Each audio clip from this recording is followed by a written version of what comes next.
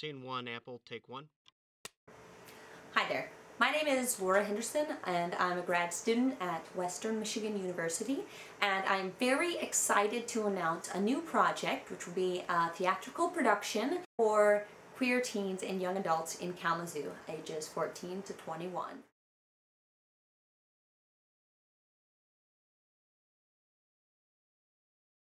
If you're like me, you were raised to believe that there are men and there are women, and that on some fortunate day each will meet one of the other, a person so special that he or she seems to make time stop. Wedding bells ring and they live happily ever after. Well, here's my dilemma. I don't fantasize about marrying a man and hope to someday marry my beautiful fiancé, who is a woman. As you know, this is what is most often referred to as being gay. It's true. I have come to be a self-proclaimed lesbian, and I couldn't be happier. But this wasn't always the case. Now, when I first had any idea that I might be, my very first inkling that maybe I was a lesbian, I did some research and put myself to the test to figure it out. First, I gathered information on the internet, bought a few books, and watched the ever-classic Showtime series, The L Word. Yeah, I was pretty sure at this point, but I certainly wouldn't admit that to anyone else. It wasn't until I auditioned for and started on with the lesbian theater group L Kalamazoo that I became perfectly comfortable with my life lived out loud. Theater was a great avenue for me to meet supportive people, ask questions, express my concerns, and of course, meet others like me, not only gay, but in need of support for different reasons. Here's what other cast members had to say about their experiences being a part of L Kalamazoo. L was like my forced coming out party.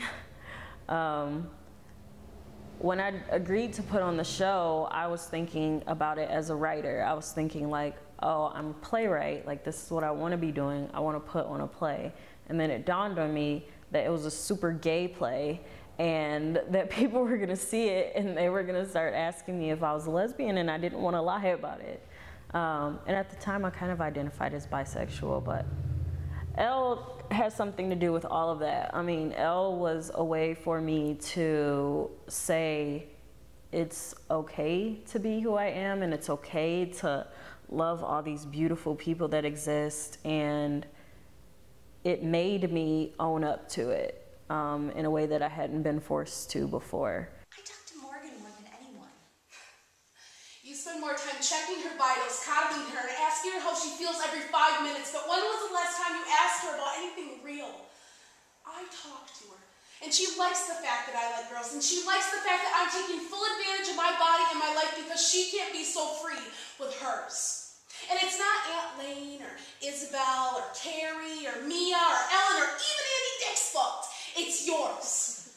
Personally, I've struggled coming out to my family, which is something that my character struggles with. I didn't run away like my character, but I did struggle with it, and finally I came out to my mother and came out to most of my family through the help of Elle, actually, and being confident with myself. I mean, I went into L and I was married to an amazing man, and I guess I still am, but we are, he's basically a lesbian in man's skin anyway, so, but I went into L working in that kind of relationship. It reminded me just to be able to be free and open, and it's okay to be myself.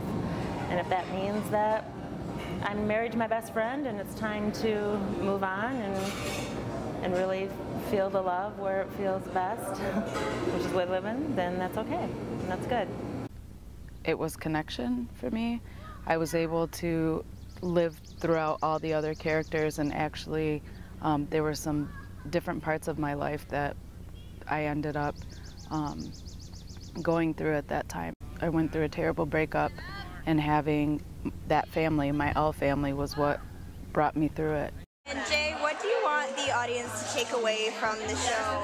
I want each of them to be able to connect to a character here, because that's what we try to do with Elle, is have characters that are relatable and that our audience can connect with and walk away being like, I know that story, that was me, I know that person, etc.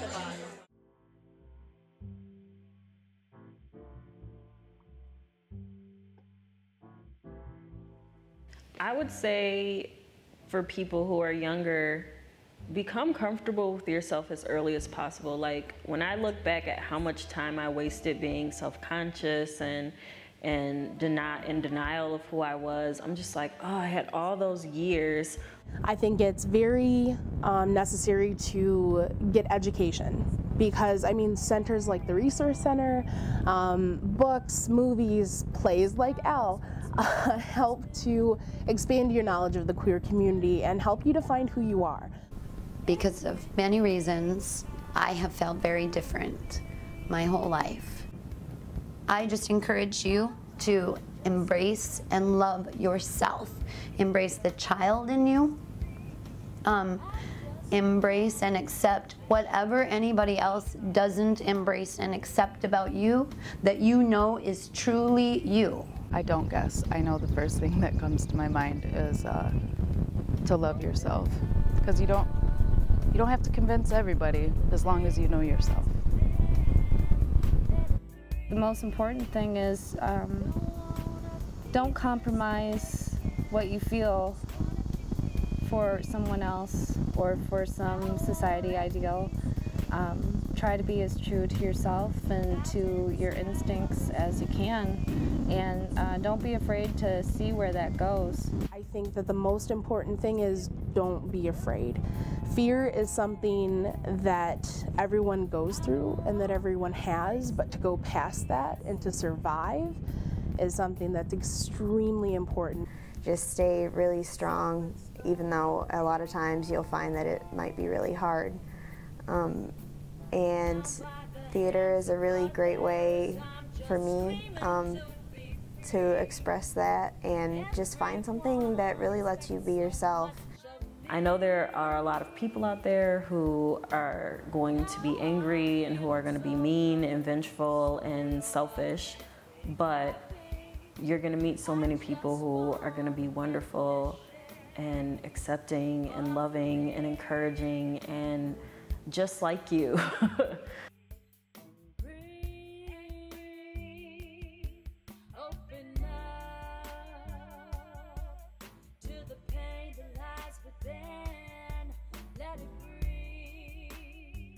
I would like to invite you to join me on this endeavor and be a part of this project, be it through tech, crew, lighting, prompts, acting, marketing, etc. I will get all the information that you need if you contact me at the email you will see here, and I will also be coming around to the schools to speak, so you can look for me there. I really hope that you will be a part of this project. Thank you for watching. Loving someone is the hardest thing to do. Harder still is to let them love you, enfolded in love and still don't know what to do, but run back to you. Feeling it, needing it, wanting it, breathing it, hoping and waiting for the love to come around, sitting and praying for your love to